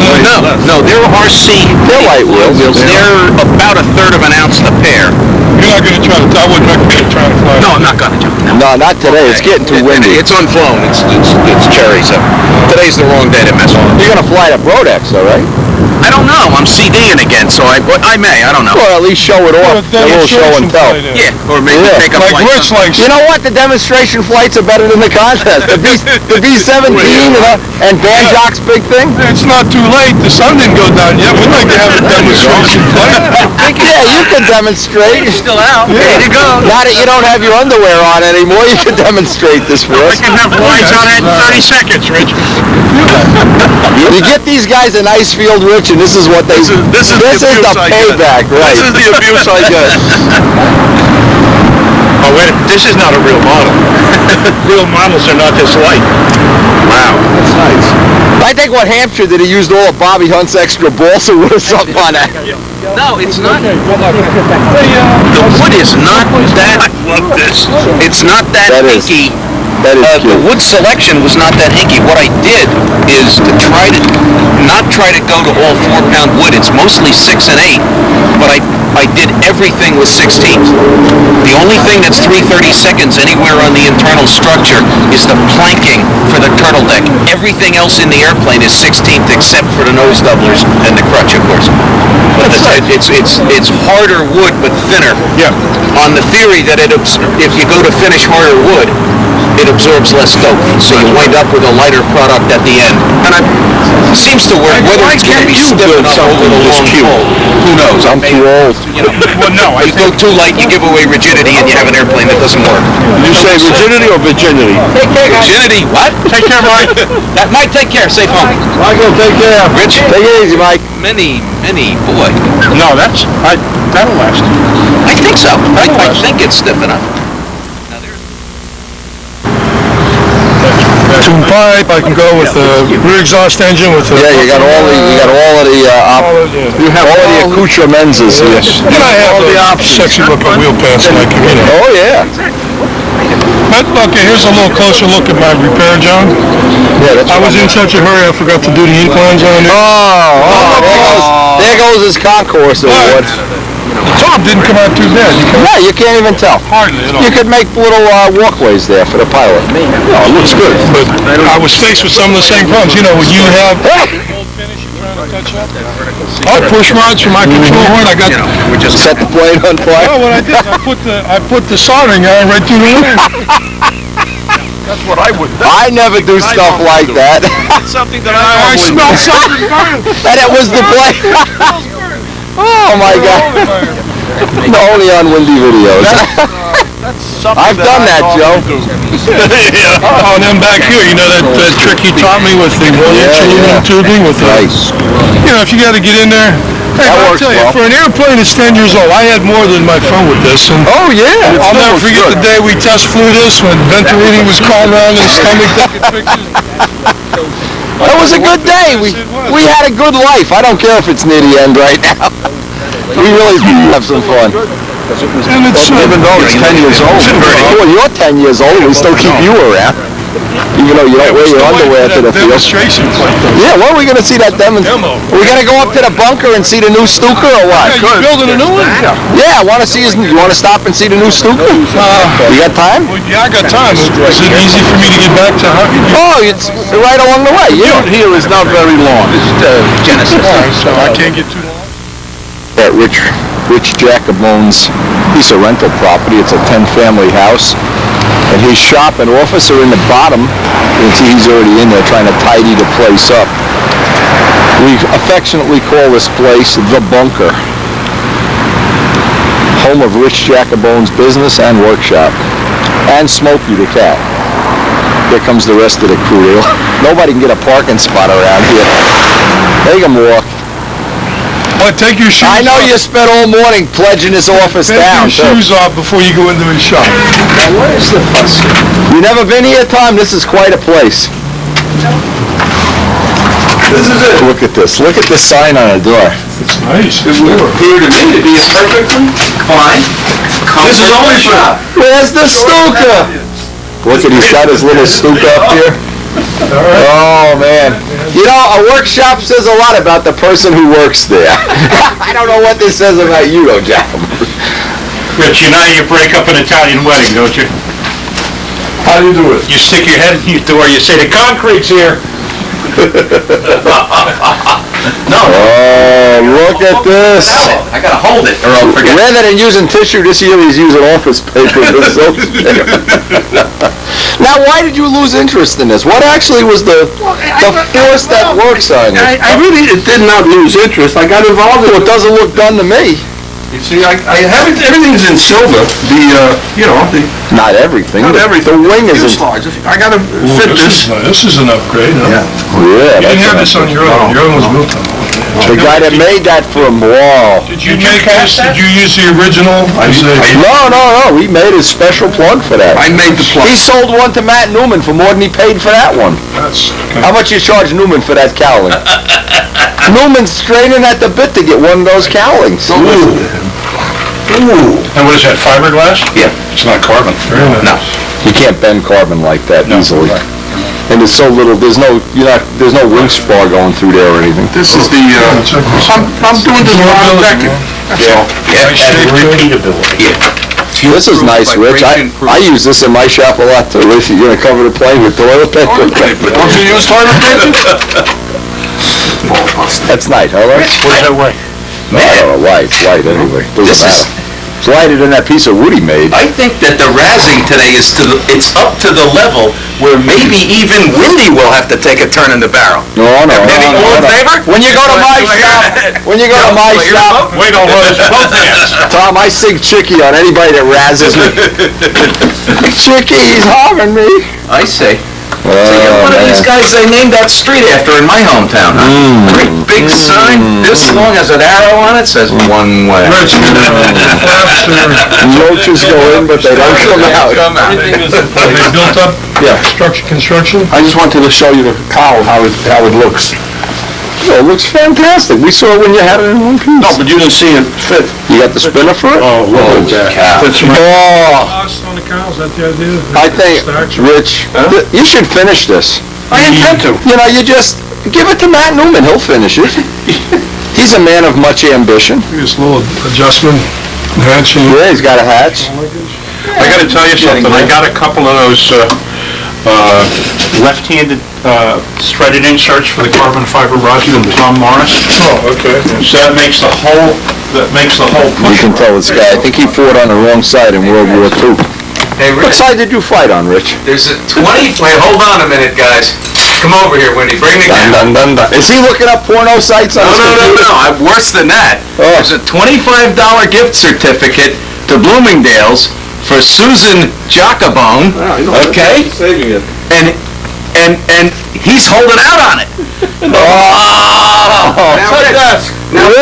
Now, for a mere $50, I will not drop a dime on you and call Sue and tell her. How's that for a deal? Get Sue on the phone. Hit the redial Who do button. you think's down here doing all the work while he's modeling? Right. Come on, snap this together so we can see it. Now, here's the official You guard. made a block, a master. I bought a block from, He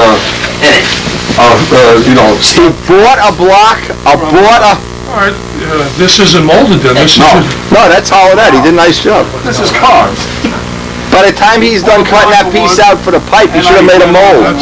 You did a Now, there's an example. If you made a mold for that, now you could make 100 of them. Now you screwed. You can sell Stuka blocks. You could get Matt Newman. You could become Matt Newman's father Over here. the top. That's the bottom. This is I'm sorry, that's the top. Okay, so this is where you're... Yeah. Wouldn't you have made a mold out of that, Joe? I know, absolutely. Oh man! All right, what? You know, but you can make, you're a good block carver. Joe, in the time he made that, we could have made Matt Newman another Stuka. That's, Rich, you got to learn to make molds. my block's inside You there. got to get into molding. Right, Les? How many hours is it to carve that out? Come on. Ah, don't even talk to me And how about it. many years is it to find the block? Yeah. That's right. How many? Now, if you had a mold, I just molded up a turtle deck for that. Over here. If you had a mold, you could wet 2 pieces of 32nd or 60. This would come out perfect. There'd be no formers, and you'd still have the block. Repeatable. Flash on the tip. Unreal. What I want to do. They should be tapered, but that... Just take an ice. So you're making subtle improvements to it. I'm making some changes. I made some changes. That cowling is gonna look nice when you get that all, that looks pretty cool. Nice and yellow, too. Yeah. Yellow nose. See, I gotta make a correction here because I don't know what happened. When the person that molded this, Oh, now it's my turn in the barrel. Let me bend over, Rich. some minor adjustments is required. Democracy has prevailed. Everybody gets a turn. Joe, when I molded your Spitfire count, was there any fit problems at all? No. So it must be Rich. But this is not a major thing. No. It's not. Come on, stop whimpering, finish this thing. Ooh, let me check these out. Pants. All right. Let's see, he's got the wheel pants made? Yeah, that's done. Mark And you II. can split them if you want to change wheels. Yeah. 3 screws, boom. You gotta be able to change the wheels. I got most of the components I'm never gonna make, Joe. I've already got them all done. So why aren't you finishing this? Why don't you just knuckle down and... What I'm gonna do is I'm gonna finish the bottom, and then Did you look at it? Did you check that? No, but Your stab, is that a built-up? Knuckle down and finish it. You have rolled leading and trailing edges on this? Rolled leading in a solvent. what do you mean roll? Roll, where you roll the... Did you carve it or you made a mold? No. You molded the leading edge? Yeah. You know, Okay. it's one of those. Yeah. That's what you got, the little biplane? Yep. Rolled leading and trailing edge. Oh yeah, I built Well, it. Downey, I'll bet, likes Wait a those. second, Joe. For Stuka Stunt Works. You know what that is for? A muffler. I'll let you know how it works out weight-wise. My sanding. You could make a muffler out of that. You could if you want. I'm gonna use It's a sanding blower. Yeah, I know. 5/3 vertical. Now, what is this a thing to? Oh, it's a spray. I made the mold. You made the mold That's gotta To make these parts. And perfect. that they use in industry. you mean? Wow, you're quite a guy. Had to make mold. You don't mold it and just zzz, and Here's the mold. Can we look at it? Rolled, I mean, you take the plan view of your Yeah. stabilizer, you glue on a piece of... It's always nice to be up to 3/8 by a quarter, Yeah. put the ribs in, you put Is this gonna have removable and you just fuselage run or the leading edge right? This is the tooling you made? The bullnose. Well, I made it out of ceramic. This Yeah. one. This is the 4-inch radius. Yeah. No, it's done. That looks pretty nice. You have 16/16, and in there you have the I didn't put enough clear on it. and now you have a royal. It's silver. So now what I did was I put some, this is for a different type, but it's basically, Type what? And what did you make this out of, ceramic? we made them out of ceramic. Cool. Zirconia, we made them out of. What's it for? What is it? It's a dye that ultimately was used to produce These spray bottles. spray bottle cans. How do they make that? Out of a sheet or? They make it out of a slug. It's an impact extrusion. And it's Drawn and yeah, iron. it's a German machine that, You put a pellet in the bottom of the female die. And it expands it? You get John Henry to run the biggest steam hammer you've ever seen, and the male half comes down and smashes it, and it liquefies the metal, so it goes all the way Wow. through the die. I'd like to see how they do that. The thing that's amazing is that's how pop cans are made. Yeah. Well, Pepsi, beer cans, Yeah, they're made out of pellets, yeah. they're made out of a pellet that way with a Wow. impact extrusion. And yet, if you go to cut engine gas, make it so you can see it, because what Yeah. happens is the they other one are 4.5 everywhere. depends on how wide. Might those things... Yeah, you don't want to make it, You don't want it, make it like a head gasket you out don't of want it. chips and valleys. You mic those things and mic them. Canopy you have on your Yeah, I have it. wrist. The thickness is uniform, and yet it's Wow. made but smashed. Get a couple. Wow. I don't begin to understand. You know what it is? What do you mean? That's what problem. Joe, I don't trust him. He's got too many Nazi things around The this problem house. is, you see, the more detail you put in the cockpit, the more weight you apply. The other one, I put in, Never stop me and Joe from putting Yeah, but cockpit that- detail in. ounces. Reality never enters our stunt plan. Oh, I know. The problem is, Is that the canopy that Midgley found? But it's right over the CG. He did a nice job on it, didn't he? this is much better than the other one. Oh, yeah, he did a lot of work on that mold. The That's out of a original Midgley came from mold. some other Hey, company. Rich. Yeah. Hey, Rich. Yeah. Do you permit the guard lion to occupy your desk? That's my pal. He did a nice job. You can't have a Stuka and have a P-51 canopy on it. Yeah, no, this, Very nice. what happened was I got the original canopy from this outfit that was selling RC planes in Laramie, Wyoming. And fortunately, I had the foresight to buy two. So you sent one to Dave, what do you fill full of? Yeah, he made a mold out of it. And his mold was much Procast. better than the one that... Much better. He spent about 2 weeks Oh, I cleaning know. that mold up. How's he doing, by the way, Dave? Good, I'm gonna see him tomorrow night. He's coming down He's tomorrow coming night. down? Yeah, he's coming down tomorrow night. He's gonna be here till Wednesday. Oh, good. Gonna finish up that carbon fiber thing from the fuselage. So basically, most of the work is done. There's not. I know, it's, I got a great deal of the work done. It's just that I haven't concentrated on you it. already have one airplane. Yeah, that's it. You can only fly one at a time. Unless you're rich, and in which case you don't fly at all. You just go to the field and hang out. Oh, you used the turnbuckle in the middle. Yeah, that one Let's see. I'm doing it in that manner. And what did you use to hold the turnbuckle in? It's not in yet. It's not in. It's just. You're gonna pin it, I hope. I don't think it's necessary. Do you? Oh, You think so? I would put a pin in Oh, that. I could. I could drill a little. Little tiny pin, even. Make sure. Did you wrap these? No, I got one of those. Would you pin that, Tom? You gotta wrap. You're an engineer. Would you pin that, or just JB weld it and hope? Yeah. Well, it comes in like that. Oh, that's right, that's right. I have one of them that I bought from Bill Balsa. Okay, then you don't need to. I don't know how he did it, he must have special caps or dies. I don't remember. But it's a jam. I didn't want to force it. No, I think I You have to have a wrench or a bent wire through a When you board, cut this and then it through, takes a wrench to move some the carbon turnbuckle. fiber toe and some epoxy. And when I bought it from him, Because if that splits. Yeah, I have one too.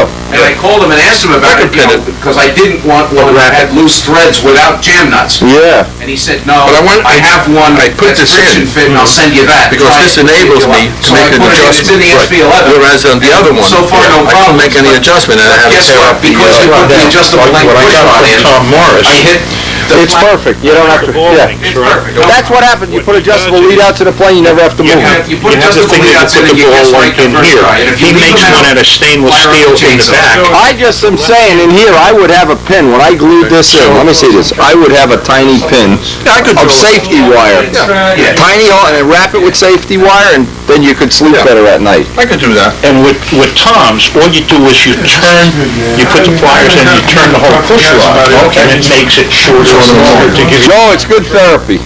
Did But this. that's best, that's a nice thing. That's the first time I've Life is good here in the bunker. Last fall sometime. Bill Hummon. Stage picture, Tom Hampshire's gonna eat the shell we made. The shell appears to be hard enough. Can you take a bite out of it yet? No, the hard shell process appears to be... The hard shell process, okay. Let me see that up closer. How heavy is that? Light enough? The what? Comparing it to Rich, oh, look how nice this came out. We just gotta do the trim on it, and we'll be all set. I just couldn't believe that Rich didn't make a mold out of that Stuka. That's unbelievable, almost unbelievable. That he would go to that length, and now next year he's gotta do it all. It's reset button, I have a square block of wood. Oh gee, the next 3 weeks I'm gonna be carving and sanding. Would it help him at all if he's got that block free? Not free, he took my best block to do it. He didn't pay for But it. it's not on the airplane. It's Yeah, free yeah, in the yeah. sense that it's in his Yeah. hands. Could he maybe wrap that thing in saran wrap and then use some 3 or 4 ounce glass cloth, 2 or 3 layers to Oh, make sure a he could. female You could fill it with Bondo. and then lay blocks up? Yeah, lay saran wrap in it and fill it with Bondo. But he's too lazy to do that. I told him I'd do it for nothing. You know what he said? He wouldn't pay. It's hard to argue with Rich, you know? Why doesn't he take and draw a mold? I don't know. I wish he would, because I know he's going to make another one next. You know, he's a member of the German Air Force. He's not going to start building Spitfires, that's for sure. So, he's got to work it. Well, we had a great day of flying. The flying season is underway. The molding season is underway. Dave Midgley should be here later this week. I wanted to show what we've done here as the final thing on the Spitfire bedroom. We have the models now, all hanging on the ceiling. Spotlights shining on them. A nice display. Some of our Walker fly-off pictures. And of course, one of our most prized possessions, 7 Concourse Awards. Kind of proud of that. And of course, something we've been enjoying more and more as time goes by, our model railroad and what soon will be our, I guess we'll end this video with some shots of the model railroad. This is going to be our flying field, and you can see we have our first person coming in.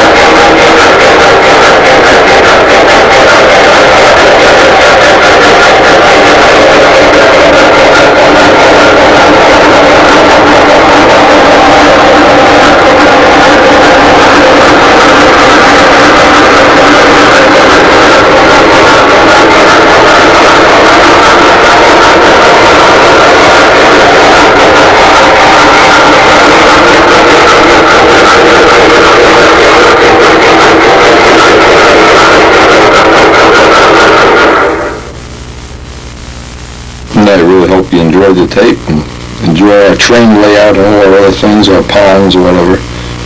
And hope we'll see you on the next tape.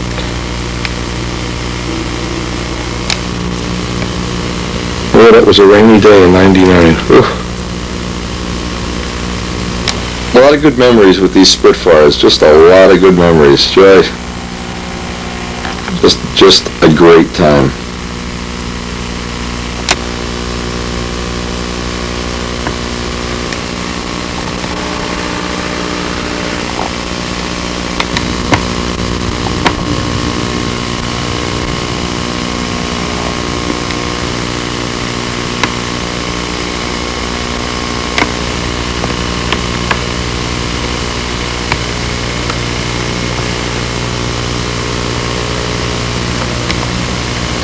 Just good memories of our late friend George Aldrich, GMA.